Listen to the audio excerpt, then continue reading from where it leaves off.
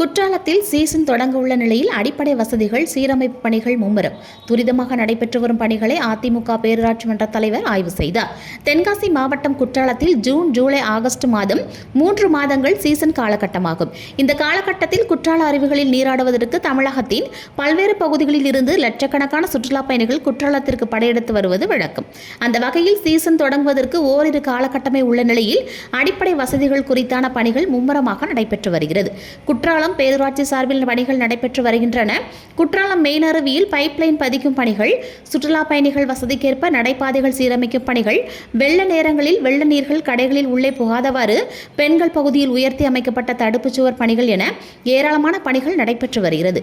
இந்த பணிகளை அதிமுக பேரூராட்சி தலைவர் கணேஷ் தாமோதரன் ஆய்வு செய்தார்.